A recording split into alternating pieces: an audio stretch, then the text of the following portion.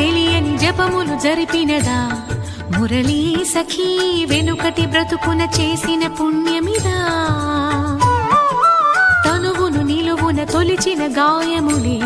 తన జన్మకి తరగని వరముల సిరులని తలచినదా కృష్ణ